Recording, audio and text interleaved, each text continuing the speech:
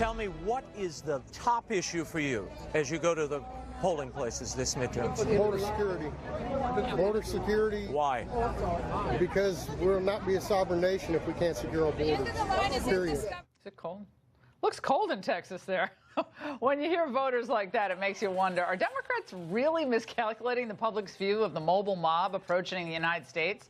And it's coming, of course, from Honduras through Guatemala and through Mexico all the way up to our southern border. To weigh in on that, we're joined by Citizens United President, Fox News contributor Dave Bossie, co-author of the bestseller Let Trump Be Trump, along with former aide to Senator Chuck Schumer, Chris Hahn. Chris, let's start with you.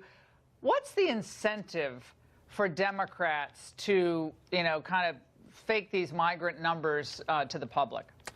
I don't think there's any incentive. I think that this current wave of immigration plays perfectly into the Republicans' hands coming at the closing days of the midterms. I in fact, think it should be taken very seriously and could alter it. I've revised my House number down from 45 to 37 in the last 2 weeks, and part of that is 37 Democratic pickups, because most of it is because of this. And I think it weakens our chance of taking the Senate because it mobilizes and energizes the Trump base. This is their number one issue. This couldn't have been scripted better for Republicans, as if they planned it or something. This is something that Democrats should be very concerned about. That said, I think that the Democratic base is very motivated to get out and vote in this election. And I think when the Democratic base comes out, Democrats win because they're a bigger base than the Republican base. All right. Irieno Mujica, I keep going back to this group, Puebla Sin Fronteras. He was arrested inside the migrant movable mob, okay? He was arrested because he was central to organizing the previous things I'm not calling caravans, if I can stop myself. He was instrumental in organizing those caravans.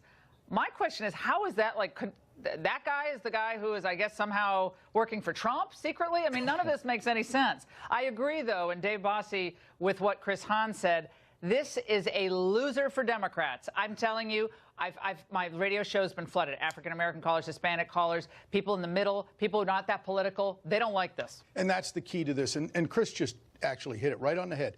It is the middle. It's not the Republican base. It's not the Democrat base. I think both of those are highly energized for this midterm election. It is going to be that soft middle voter who doesn't want chaos. They don't want the mob rule. And that's what they saw in the streets with the Kavanaugh hearing. With the Supreme Court. It's the exact same mentality that they have. They're repulsed by it. And I believe that Donald Trump talking about common sense issues and common sense solutions really have an edge here. And I do think this is a dogfight for the House, right down to the last seat, and I think we pick up several in the Senate now, whereas it was going to be 1 or 2 pickups. Now I think it's 3 or 4 net pickups in the Senate. Yeah, I mean, the president's approval numbers are at their highest now, at the highest, which is 47. Unbelievable. And his disapproval is at his lowest. Wow. It's at 49. Chris, in the faces on MSNBC this morning, I was joking that they should rename it In Morning Joe, because they looked... I mean, I almost felt sorry for them, but then I slapped myself. Hey. So I almost felt bad for them, but they look they're prematurely morose about what they're seeing, because Trump's numbers are doing well, and the enthusiasm among Republican voters is higher than they would have hoped. It doesn't mean that the Republicans will win the House, but it means the bleeding might be stanched. Well, one of the things I love about this poll is there's only 2 ways to run: unopposed or scared. And Democrats weren't scared until this week. They're scared now. So they're going to run a lot harder the next 15 days. And 15 days in a political cycle is a lifetime. And let me also point out that Ronald Reagan had a 61% approval rating in one of his midterms and lost 8 seats in the United States Senate. So presidential approval, while it is sometimes important, and I do think it helps Republicans that Trump's numbers are up, it helps them in some of these swing Senate states. I completely disagree. I think we're going to have a status quo Senate. If at most the Democrats are going to lose 1 seat, and I think the Democrats are going to pick up 35 seats. Chris, you and I are making a bet. We're going to have to make you're on.